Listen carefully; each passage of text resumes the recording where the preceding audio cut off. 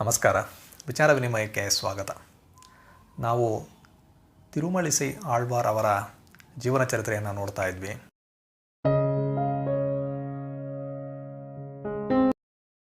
ನಾವು ಆಳ್ವಾರ್ಗಳ ಜೀವನ ಚರಿತ್ರೆಯನ್ನು ನೋಡ್ತಾ ಬರ್ತಾ ಇದ್ದೀವಿ. ನಮ್ಮ ಹಿಂದಿನ ವಿಡಿಯೋಗಳಲ್ಲಿ 12 ಆಳ್ವಾರ್ಗಳಲ್ಲಿ ಆಳ್ವಾರ್ಗಳಂದರೆ ಮೊದಲನೇ ಆಳ್ವಾರ್ಗಳು ಅಂತಹ ಗುರುತಿಸಲ್ಪಡುವ ಶ್ರೀ ಪೊಯ್ಗೈ ಆಳ್ವಾರ್, ಶ್ರೀ ಭೂದತ್ತ ಆಳ್ವಾರ್, ಶ್ರೀ ಪೇಯ ಆಳ್ವಾರ್ ಇವರ ಬಗ್ಗೆ ತಿಳ್ಕೊಂಡ್ವಿ. ಅದೇ ರೀತಿ ಈಗ ತಿರುಮಲಿಸೈ ಆಳ್ವಾರ್ ಅವರ ಜೀವನ ಚರಿತ್ರೆಯನ್ನು ನೋಡ್ತಾ ಇದ್ದೀವಿ. ನಮ್ಮ ಹಿಂದಿನ ವಿಡಿಯೋದಲ್ಲಿ ನಾವು ತಿರುಮಲಿಸೈ ಆಳ್ವಾರ್ ಅವರ ಜನನದ ಬಗ್ಗೆ ಇರುವ ಮಾಹಿತಿಯನ್ನು ತಿಳ್ಕೊಂಡ್ವಿ. ಅದೇ ರೀತಿ ಅವರು ಕಾಂಚೀಪುರಂನ ತಿರುವೆಕ್ಕದಲ್ಲಿದ್ದಂತಹ ಯದೋದ್ಗಾರಿ ದೇವಸ್ಥಾನದಲ್ಲಿ ನೆನೆಸಿದ ಒಂದು ಪವಾಡವನ್ನು ನೋಡಿದ್ವಿ.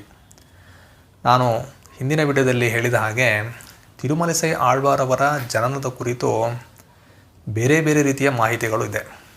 ಅದರಲ್ಲಿ ಒಂದು ಮಾಹಿತಿಯನ್ನು ನಾವು ನಮ್ಮ ಹಿಂದಿನ ವಿಡಿಯೋದಲ್ಲಿ ನೋಡಿದ್ವಿ. ಅದೇನು ಅಂದರೆ, ಭಾರ್ಗವ ಮುನಿ ಹಾಗೂ ಕನಕಾಂಗಿ ಎನ್ನುವ ಅಪ್ಸರಿಯ ಮಗನಾಗಿ ತಿರುಮಲಿಸೈ ಆಳ್ವಾರ್ ಅವರು ಜನಿಸಿದರು. ಅವರಿಗೆ ಹುಟ್ಟಿದಾಗ ಅಂಗಾಂಗಗಳ ಕೊರತೆ ಇತ್ತು. ಒಂದು ಪಿಂಡಾಕೃತಿಯಲ್ಲಿ ಅವರು ಹುಟ್ಟುತ್ತಾರೆ. ನಂತರ ಭಗವಂತನ ಕೃಪೆಯಿಂದ ಆರೋಗ್ಯಕರವಾದ ಮಗು ಆಗ್ತಾರೆ. ನಂತರ ಅವರನ್ನ ಪೇಡರು ಬೆಳೆಸ್ತಾರೆ. ನಂತರ ವೃದ್ಧ ದಂಪತಿಗಳಿಗೆ ಅವರಿಗೆ ಹಾಲನ್ನು ನೀಡ್ತಾರೆ. ನಂತರ ವೃದ್ಧ ದಂಪತಿಗಳಿಗೆ ಯೌವನ ತಿರುಗಿ ಬರುತ್ತೆ. ಅವರು ಕಣಿಕಣ್ಣನ್ ಎಂಬ ಮಗುವಿಗೆ ಜನ್ಮ ನೀಡ್ತಾರೆ. ಆ ಕಣಿಕಣ್ಣನ್ ತಿರುಮಲಿಸೈ ಆಳ್ವಾರ್ ಅವರ ಶಿಷ್ಯರಾಗ್ತಾರೆ. ಇದನ್ನೆಲ್ಲ ನಾವು ನೋಡಿದ್ವಿ.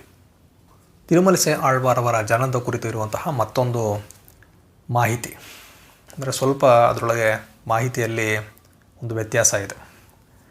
ಆ ಕತೆ ಏನು ಅಂದರೆ, ಭಾರ್ಗವ ಮುನಿ ಹಾಗೂ ಕನಕಾಂಗಿ ಅವರಿಗೆ ಜನಿಸಿದ ಈ ಮಗು ಏನಿತ್ತು ಅದು ಒಂದು ಪಿಂಡಾಕೃತಿಯಲ್ಲಿ ಜನಿಸುತ್ತೆ.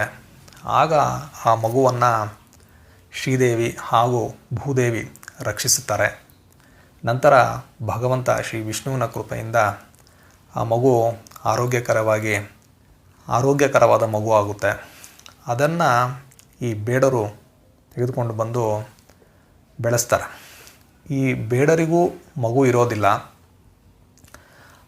ಹಲವು ವರ್ಷಗಳ ನಂತರ ಈ ಬೇಡರಿಗೆ ಒಂದು ಮಗು ಹುಟ್ಟುತ್ತೆ. ಆ ಮಗುನೇ ಕಣಿಕಣ್ಣನ್ ಅಂತ ಕೆಲವು ಮೂಲಗಳು ಹೇಳುತ್ತೆ. ನಾವು ಹಿಂದೆ ನೋಡಿದ ಒಂದು ಮಾಹಿತಿಯಲ್ಲಿ ಏನಿತ್ತು ಅಂದರೆ, ವೃದ್ಧ ದಂಪತಿಗಳಿಗೆ ಜನಿಸಿದ ಮಗುನೇ ಕಣಿಕಣ್ಣನ್ ಅನ್ನೋದನ್ನು ನೋಡಿದ್ವಿ. ಈ ಒಂದು ಕಥೆ ಏನಿದೆ ಇದರಲ್ಲಿ ಈ ಬೇಡರ ದಂಪತಿಗಳ ಮಗನೇ ಕಣಿಕಣ್ಣನ್ ಅಂತ ಹೇಳಲಾಗ್ತಾ ಇದೆ. ತಿರುಮಲಿಸೈ ಆಳ್ವಾರ್ ಅವರು 7ನೇ ಶತಮಾನದಲ್ಲಿ ಅಂದರೆ ಕ್ರಿಸ್ತ ಶಕ 720